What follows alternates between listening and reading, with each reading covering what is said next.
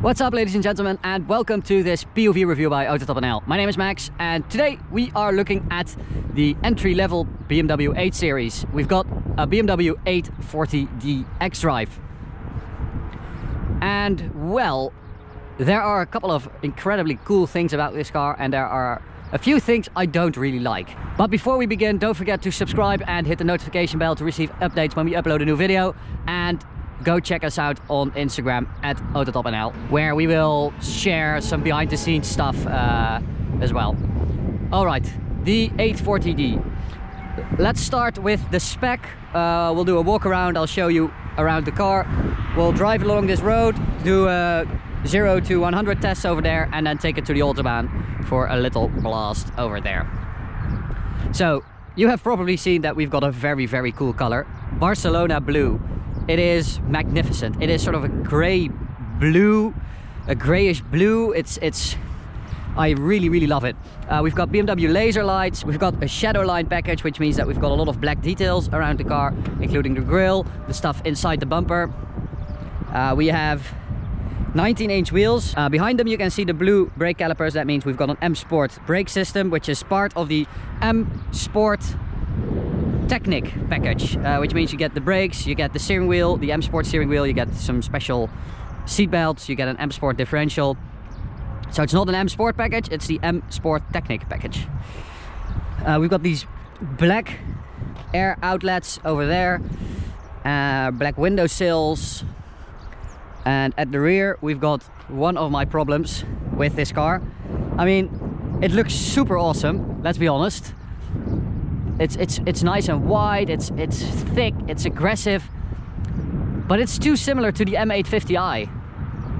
I feel like the car, the 8 Series, as a base car, is just, it looks so aggressive, and it's very cool. Don't get me wrong, it looks very cool, but it's sort of hard to distinguish this and the M850i. I think the M850i has some more like M stuff in the front bumper.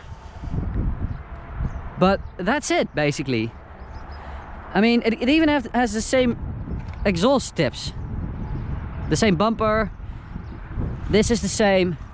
We had a carbon fiber spoiler, but it's the same spoiler.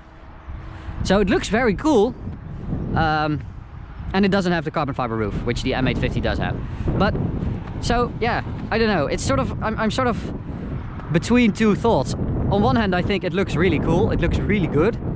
But on the other hand, I think, well, it's an 840d, and it looks almost exactly the same as an M850i, which I don't really get. This, however, is not the same.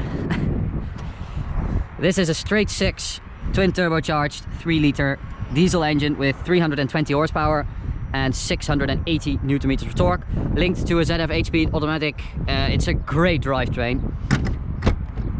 It's basically the same drivetrain you get in a 540d, but they have done something special to it. They have tweaked it a little bit to make it more suitable for an 8 Series. Alright, on the inside. Well, we've got this M door sill, which is pretty cool. We've got the Carbon Core logo right there, which made its debut in 7 Series. Basically, it means that it has a carbon fiber or a carbon fiber reinforced structure, and a lot of aluminium to make it, you know, strong and light. The interior, we've got a two-tone interior with tartufo and black. This is BMW individual. It's really soft merino leather, but it's really nice. I really like this combination of Barcelona blue, black and tartufo. I think it looks cool. This doesn't look cool. I don't really like the new gear levers of BMW. I really love the old ones. I love the one that we have, the little like silver thing. The ones after that were a little bit bigger and black with a little curve in it, but they were still very nice. I don't really like this. If you don't get this option, the clarity glass, it's just black. It's like this, like piano black. It's just too conventional. BMW always had these really recognizable gear levers, and I think this is, yeah. Of course, the clarity glass is not conventional, but you also get it in the start-stop button and in the iDrive controller. Yeah, it does look special, but it's a little bit on the techie side, I would say.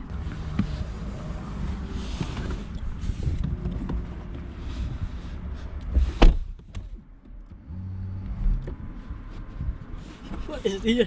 Fucking grap, jongen.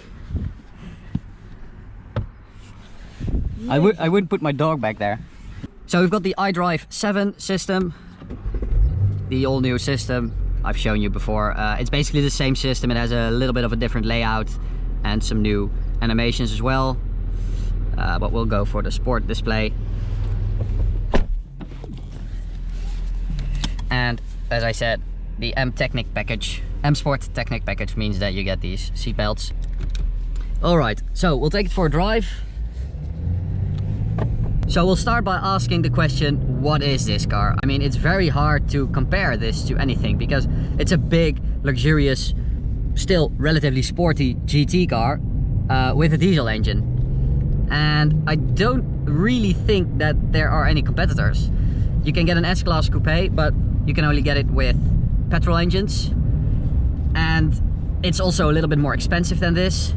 You could go for a Porsche Panamera maybe, but it's also no longer available with a diesel engine. So it sort of has the kingdom to itself, which is quite rare these days. I mean, everyone is making every different type of car and every niche is being filled by everyone, but not this one, which is extraordinary.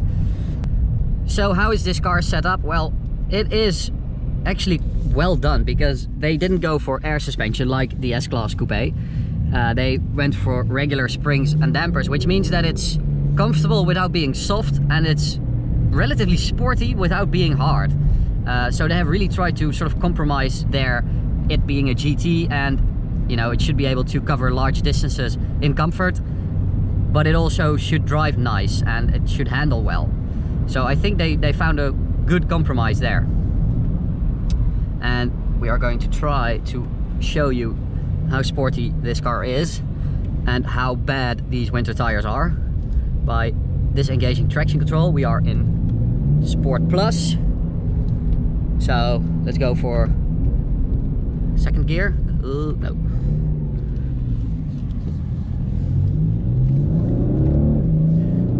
And as you can hear, they clearly did something to this engine sound wise.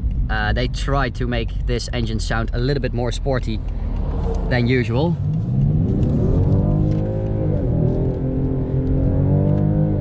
They did a good job. I actually like this sound. It sounds, you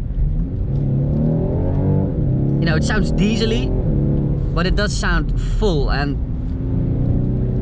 powerful, which is good. Get the draggy going and do a 0 to 100 test over here.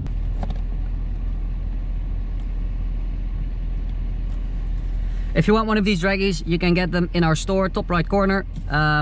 Works super well, really easy. And well, it's just cool to see how your car performs on different levels. You know, 0 to 100, 0 to 200, 100 to 200, quarter mile, stuff like that. All right, ESP should be DSC, sport mode. We are in Sport Plus. Sport, full throttle. Oh, nice. Jumps off the line, 5 seconds flat, which is not bad considering we are on winter tires. We actually did a 4.9 earlier, which is what BMW says it will do. BMW also says it will do that. It's ridiculous. I mean, partly it's because this car is so torquey, so it breaks traction really easily. Partly it's because these tires are just really, really bad. It does have xDrive, as I said. It also has four-wheel steering, so the car actually feels really, really nimble, and that's quite an accomplishment for, you know, a car that's this big and this heavy, because it's like 1900 kilos. But it actually feels very sort of agile and direct, which we already knew from driving the M850i.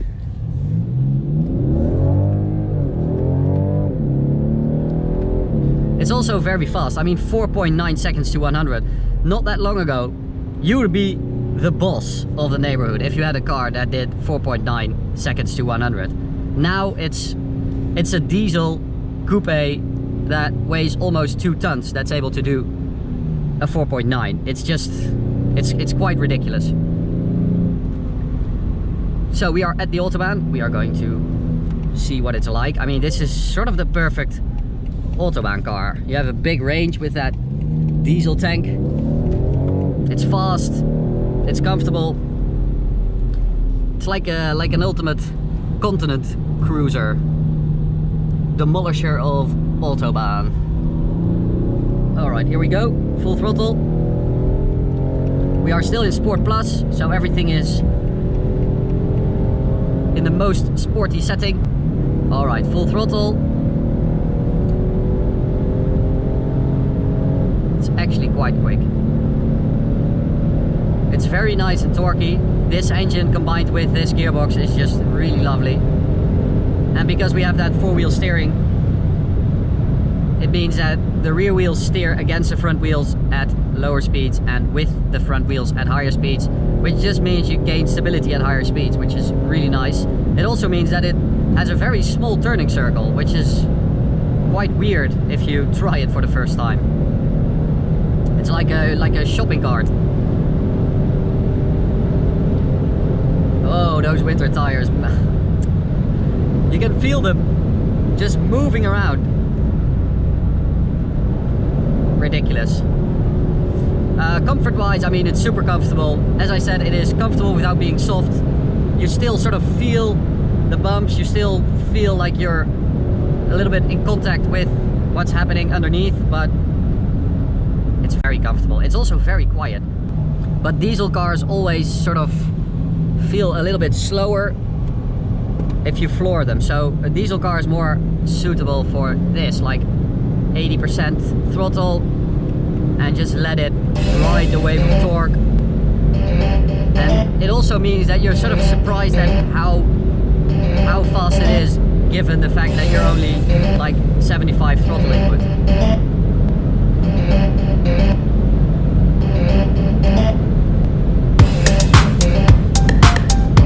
We've also got sport brakes, as I said. They feel really good. They are nice and strong, which is really nice if you have a car this heavy.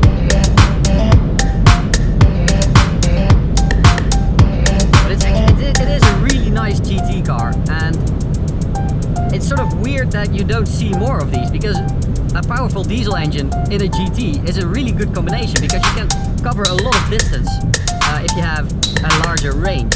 Because if you fill it up, you lose a lot of time. So if you want to do it as fast as possible, you need a powerful diesel. It's just better. It's more relaxed because you have that enormous amount of torque.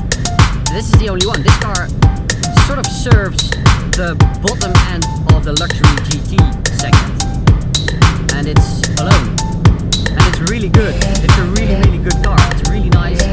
The drivetrain feels more aggressive, more sporty than it did in the 540D we drove. So it's actually a really nice combination of a GT and a sporty diesel. So we've got a little bit of space now. Shifting up, there we go. M Sport brakes, thank you very much. Top speed is limited at 250 kilometers an hour.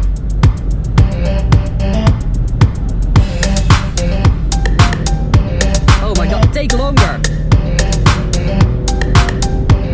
Sorry.